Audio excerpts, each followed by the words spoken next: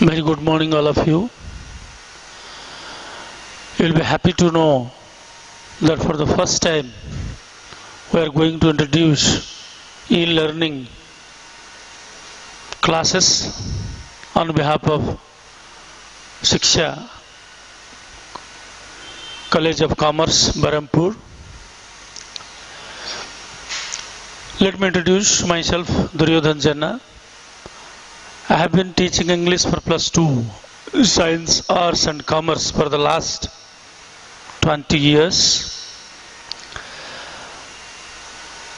Today's topic is a psalm of life. A psalm of life means a song of life, a voice of life. This poem is composed by the American poet Henry Wadsworth Longfellow, H.W. Longfellow in short. He was a poet of international repute. About the poem, a psalm of life, as I told you earlier, a song of life. It is otherwise called as a voice of life. This poem is all about life. What is life? How is life? Why is this life? The poet has very vividly, very clearly discussed about life from the different points of view. To start with the first stanza, tell me not in mournful numbers, life is but an empty dream, for the soul is dead that slumbers, and things are not what they seem. Here in this poem, the poet H.W. Longfellow is the speaker himself, the narrator himself. He is speaking out the public. He is addressing the public by saying that, don't tell me that life is full of empty dreams. No, according to him, life is a colorful dream. Life is an empty dream for the pessimists. There are two categories of people in the world. There are pessimistic people, there are optimistic people. Pessimistic people only say life is an empty dream, life is nothing. Nothing can be done in such a short span of life. No. The poet has interpreted this poem from the positive aspect, from the positive points of view. As an optimistic, the poet says, life is full of colorful dreams. Because you are human beings. Human beings are the rationals. They do have rationalism. Rationalism means to know what is good and what is bad, to differentiate between the good and bad. The human beings are the cheapest creatures in the world. We the human beings only visualize. We the human beings only dream about the future, and we the human beings only materialize the dreams to reality. In this context, the poet says, appearance is not the reality. Appearance is different from reality. What you appear, you may not be like that in real. There is a saying in English, all that glitters are not gold. In this way, the first stanza is about the optimistic aspect of life. Life is meaningful. Life is purposeful. Every birth has a purpose. We are born here on the earth with a purpose. God has given us, sent us to the earth with a noble purpose. Our duty is to materialize it. Our duty is to turn into reality. It is colorful for the braves, for the active people. It is an empty dream for the pessimistic people. It is an empty dream for those who are lazy, those who sleep, those who never visualize about their future. This poem is about life itself. Next come to the second stanza. The second stanza is about life is real, life is earnest, and the grave is not its goal. Dust thou art, dust thou returnest, was not spoken of the soul. Life is not body, life is soul, which never dies. Life dies, body dies, body is decomposed with soil after death, but soul never dies. Soul is permanent, body is temporary. Body may decay, body may die, but soul never dies. Soul is permanent. Life is real, means life is serious. We have got such a valuable life, precious life, to do something in reality. And the grave is not its goal. Graveyard is not our goal of life. We are not born to die only. We are not born to eat and sleep and die. No. There is a noble purpose behind our birth. Graveyard is not our goal. Our goal is to do something great in life. Though we are out of the dust, though when we are born we have fallen on the earth, and the moment we die we will again mixed with dust, but soul never dies. Soul is not made up of earth. Soul never goes to earth. Soul never dies. After death, soul is transferred from one body to another. Soul is not decayed. Soul is not decomposed with soil. Soul never dies. Body dies. Soul is permanent. Body is temporary. So this is all about the second stanza. Then comes the third stanza. Life is not enjoyment, not sorrow, is our destined end of way, but to act. Act in the living present, that each tomorrow finds us farther than today. The poet wants to say in the third stanza that life is not only for enjoyment, means life is not a bed of roses. Even life is not for sadness. Life is a happy amalgamation of, happy mixture of enjoyment and sorrow. Life is just like the two sides of the same coin. There is happiness in one side, there is sadness in another side. As there is dark, there is light. As there is day, there is night.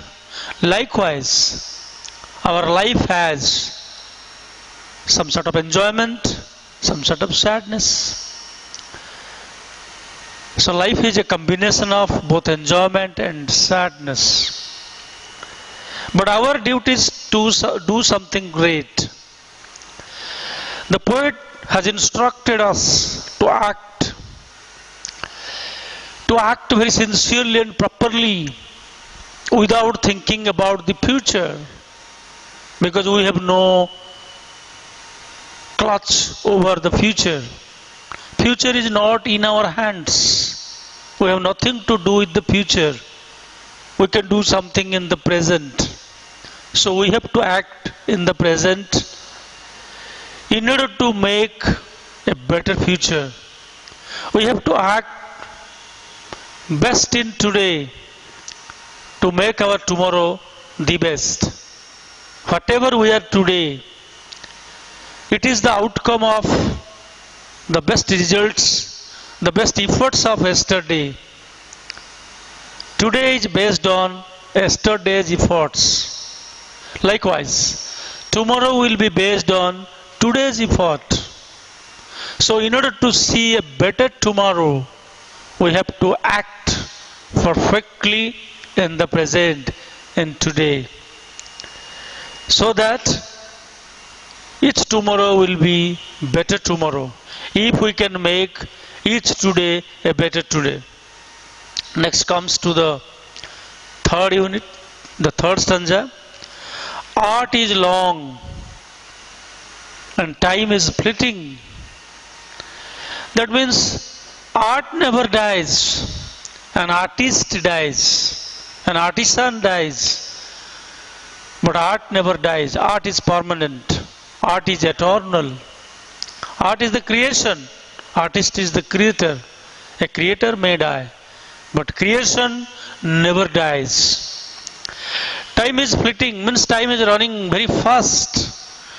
Time and tide never waits for anyone. And our hearts, though stout and brave, though we are blessed with a strong heart, strong mind, a brave heart, but it will never last long. One day it will all go away. Still, like muffled drums are beating funeral marches to the grave. Whatever strong you are, whatever brave you are, that doesn't mean everything will pass away one day. Everything will go to the graveyard with the accompaniment of muffled drums. People will take us to the graveyard in the company of drums. So everything is temporary. Soul is permanent. Artist will die, but art will remain forever. That art makes the artist memorable for others. So we have to concentrate on art. Art is nothing but a skill. We have to develop that skill of living. We have to develop that skill of making our life meaningful, purposeful, so that we can make a room in everybody's mind and heart. In the next stanza, in the world's broad field of battle, in the bivouac of life, be not like dumb driven cattle, be a hero in the strife. This world is a great field of battle, and we are all fighters. The poet says, we are all warriors. We are fighting every day and night for survival, for bread and butter, for name and fame, for make us meaningful, purposeful. So we are leading a very bivouac life. We are leading a very random life. We are leading a very zigzag life. No, life is not meant for that. We are something different. We are rationals. We are dreamers. We can dream, others cannot. According to the ex-president of India, the missile man, the scientist Abdul Kalam, without dream, a man is dead. Check his pulse. If it is running, if it is a human being, then he must have some dreams. Animals do not dream. Any other living creatures do not dream except the human beings. We the human beings dream big. We the human beings work day and night to materialize the dreams, to turn the dreams into reality. This is all about the goal of life. Everybody should be a dreamer. Everybody should fix up his goals, aims, objects in life, and it should be fulfilled. It should be materialized. We should not be like dumb driven cattle. Kettles are dumb. They are speechless. They never open their lips. They don't express their feelings and emotions. We the human beings express our feelings and emotions because we have dreams. We should not be like them. We should not be like the dumb driven cattle. They are driven. They don't do anything out of their own mind. They do whatever is done to them. They do whatever is instructed to them. We are not like that. We are not kettles. We are human beings. We are rationals. We are the cheapest creature in the world. We know what is good, what is bad. We differentiate between the good and evil. We are not expected to do something like the kettles do. We are heroes. The poet says, we are a born hero and we should die heroically. We should do our works heroically. There should be a sense of heroism. There should be a touch of heroism in every of our work of arts. Yes, we are born heroes. We should act forward. We should move forward. We should act like a hero in the battlefield of our life. Now next stanza. Trust no future. However pleasant it appears, the future appears to be very pleasant, very beautiful, but appearance is not reality. Future appears to be very pleasant, very soothing, very beautiful, but it is not like that in reality. So we should not trust the future. Let the dead past bury its dead. What about the past? Past is already gone. Past is already dead. Past is already buried in the soil of time. So past is also gone. We should not trust on the past. We should not believe on the future. So which should we believe on? What should we believe on? We should believe on the living present. As present is living. Present is life. Present has life. Present is at our hands. We can utilize the present in any way we like. Future is not yet come. Future is unforeseen. Future is uncertain. We should not believe on future.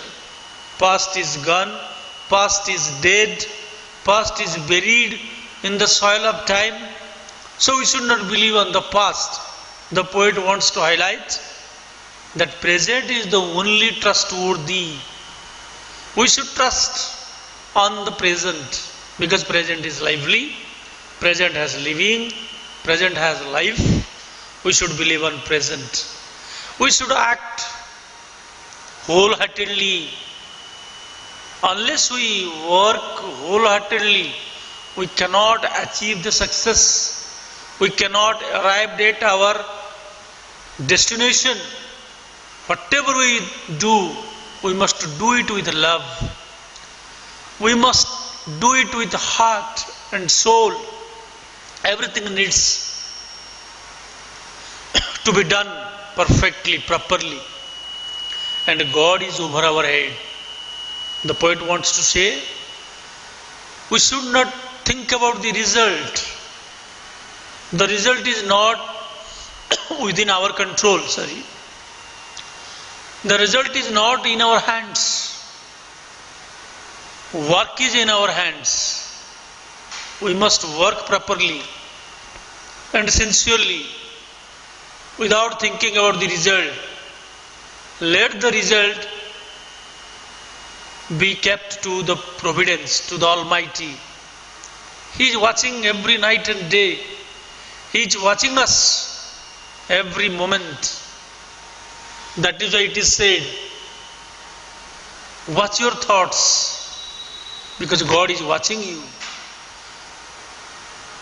So we should not think about the result. We should think about our work. God is over our head to decide what we deserve. As it is said, first deserve, then desire. Our duty is to work only. If we deserve so, God will give us. So we should do our duty very sincerely, properly, without thinking about the result. God is over our head, the Almighty is over our head. He is to decide what is our worth, what should we get. Accordingly, God will give us. Next stanza is the lives of great men all remind us we can make our life sublime. And departing, leave behind us footprints on the sand of time. Now the poet is talking about the great souls, those who are no more with us, those who have already gone, those who have already died. The poet is talking about them. The poet says, the great men, the lives of great men remind us how we can make our life sublime, meaningful, purposeful. Life is not a bed of roses. Every success needs hard work. All the great men, the great souls, they have made their life meaningful and successful only by dint of hard labor. We have to follow them. We have to follow their footprints. If they could do it, why don't we? We can. We have that potentialities. We have that power. God is with us. We can do everything and anything in the world. We have to trust on God. We have to trust on ourselves. This is the only lacking we people do have. We believe on others, but we don't believe on us. That is the most important requirement of every human beings. We should believe on us. We should have trust on us. We should have trust on God. God says, come to me, I will take care of you. We have to submit ourselves before the God, because He is Almighty, He is all powerful, He is omniscient, He is omnipotent, He can do all the impossibles possible. Why don't we believe on Him if we are going to materialize our dreams to reality? Lives of great men remind us we can also make our life meaningful like them if we follow their footprints. They remind us, they encourage us, they give us support, they give us mental courage, they inspire us. Lives of great men inspire us how to lead a purposeful life, colorful life. Departing, they are already departed from us. They are not on the earth. They have already gone and dead. and buried in the soil of time. Though they are buried in the soil of time, at the same time, they are also buried in the minds of lakhs. They are always in our minds because they have made their life meaningful. Footprints on the sand of time, they have sent, they have kept, they have left their footprints on the sand of time. Our duty is to follow them, nothing else. Our sole duty is to follow the footprints of the noble souls so that we can make our life meaningful and purposeful.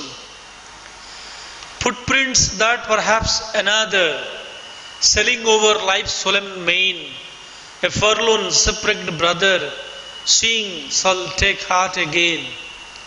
Whenever we see the failure, we should not go back, we should go forward.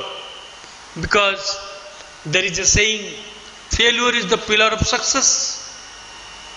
Failure is the next step for getting success. We should not be disheartened with our first attempt. We should not be discouraged with our first failure. Rather, we should be encouraged. Whenever we feel failure, whenever we see failure, we should look at those noble souls. We should look at those great personalities, how they have faced many difficulties. In spite of facing many difficulties, if they could make their life successful, meaningful, why not we? No success comes without any difficulties. Behind every success, there is a painful story.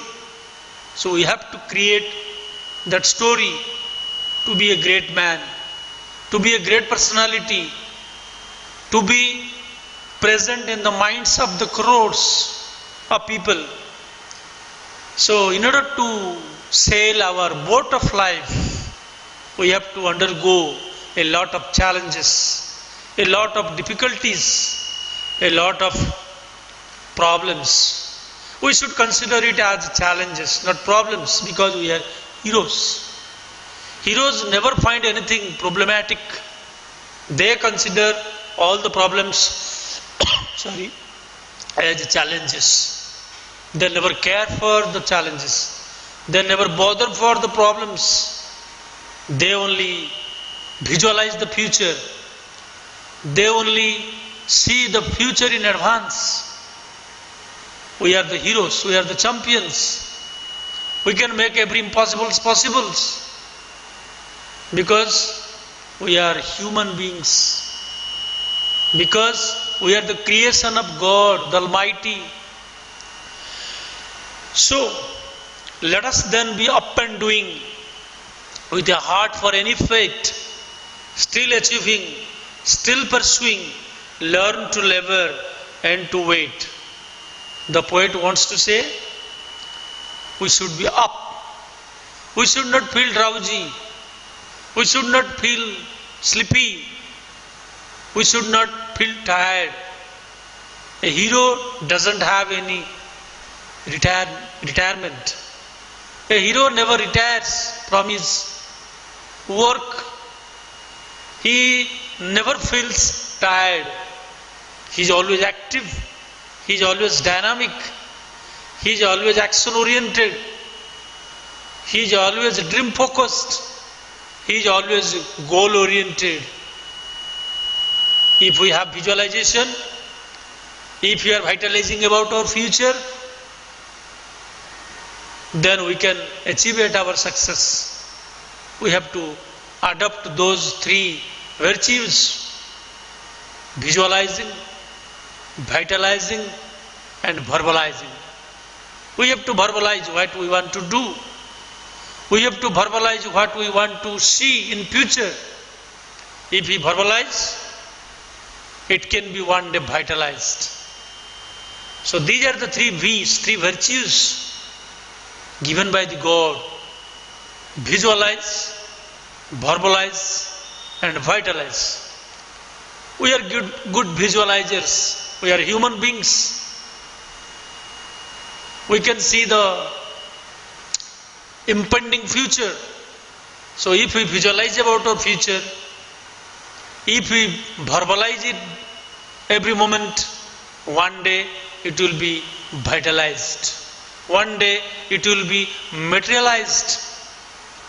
One day it will come to the limelight.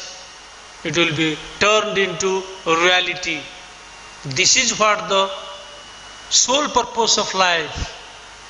Purpose of life is not to sleep and waste time. Purpose of life is to do some noble deeds, some good deeds. That is why in this context, in this connection, the poet says, let us be up. Always be up. Don't feel downward. Don't go downward. Always go upward. Always think upward. Be up and doing. Always busy in doing. Don't be lazy.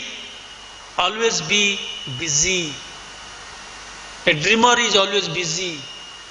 A failure person is always lazy. Lazy person meets the failure. Busy person meets the success. Busy person can go to the highest altitude. That is our attitude. If we correct our attitude, that corrected attitude can take us to the highest altitude. But if we are negative people, if we think negatively, then we cannot reach at our success. So we have to be positive. Because we are optimistic people, there are two categories, no doubt. But we the human beings must be positive, must be very optimistic. The poet wants to say that, because the poet is an optimistic one. Poets always visualize. Poets always think the positive aspect of life. That is why he said, be up and doing. Be busy in your work with a heart for any fate. Any fate may come, any result may come, but we should not think about the result. If we deserve bad result, God will give us bad result. If we deserve good result, God will give us good result. No one is an enemy to God, because He is the Creator, He is the Almighty. He is very impartial. He never makes partiality with the people, with His creation. So, with the heart for any fate, there are good fates, there are bad fate. There are good fortune, there are misfortune. Whatever comes on my way of life, on my way of work, I must not think about that. I must think about my work. We have to make us ready for any fate. If our going is good, if our works are good, automatically God will give us good result. Because there is a saying, sincerity never remains unrewarded. If you are sincere, you will be rewarded well. You will be awarded well. God is very impartial to give the rewards. With the heart for any fate, we have to make our heart ready for any fate. If misfortune comes, I am readily available to accept it. If good fortune comes, I am very glad to receive it. So the poet says, hope for the best and prepare for the worst. Always be hopeful, always be optimistic. Still achieving, still pursuing, learn to labor and to wait. Very important, the last two lines of the last stanza. Still achieving, we have to achieve more. There is no end in achievement. We can achieve more and more. We should not feel satisfied. We should not feel self-complacent. This is our biggest problem. Sometimes we feel satisfied with what we have. No. Suppose you are now in +2. You have already completed your matriculation. You may have got 80%, 90%. You should not be satisfied with that. You should hope for more. You should work for more. You should achieve more. Matriculation, 90% was one of your achievements. Now you are continuing your +2 course. You are trying to achieve another certificate of +2. So there is no end in achievement. We have to work for more achievement. Still pursuing. We should still pursue for higher study. We should still pursue for higher works, more work, more labor. I should not feel tired because I am a hero. I was a born hero. I have to prove myself as a hero in terms of my works and abilities. So I am very interested to achieve more. I am also interested to pursue more and more knowledge and wisdom, more qualification, more achievement. And we have to learn to labor. The poet says, we have to learn how to labor hard because there is no shortcut way for success. The key to success is hard work, and hard work only. Unless we are hardworking, unless we are laborious, unless we are industrious, we cannot reach at our target. So we have to learn how to labor hard. God gives them rewards. Those who are laborious, those who are very hardworking. And to wait. We have to wait for the result. We have to wait for the judicious decision of the God Almighty. This is also another art of life. We have to learn to labor. We have to learn to wait. Then only we can reach at our target. Then only we can reach at our destination. So, this is all about the poem. Let me summarize the poem. Let me speak out the poem in a nutshell. A psalm of life is a song of life. Life has two sides, darker sides, brighter sides. It is people who sees the darker sides and brighter sides. But there is no confusion. The poet has tried his level best to clarify the confusion, the dilemma, by interpreting life in a positive way. He is highlighting the brighter aspects of life because he is a very optimistic person. He says, life is full of colorful dreams. Life is full of choices. Life is full of options. We can make our life sublime, meaningful, purposeful. Only the pessimistic people think the darker side of life. Only the pessimistic people think that life is an empty dream. But the poet has rejected it by saying that life is full of colorful dreams. And most important thing the poet has highlighted in this poem, we should think the brighter side of the life. We should always concentrate on our work, on our hard work. The poet also concentrates on the present. We should be trustworthy. We should trust on present because present has life. Present is living. Past is already dead and gone. Future is not yet come. So we should believe on the present. We should work properly, sincerely, honestly in order to get a better result. And poet also says life is very serious, life is very honest. We should lead an honest life. Life means soul, life is not body. Body is destroyed after life, but soul never dies.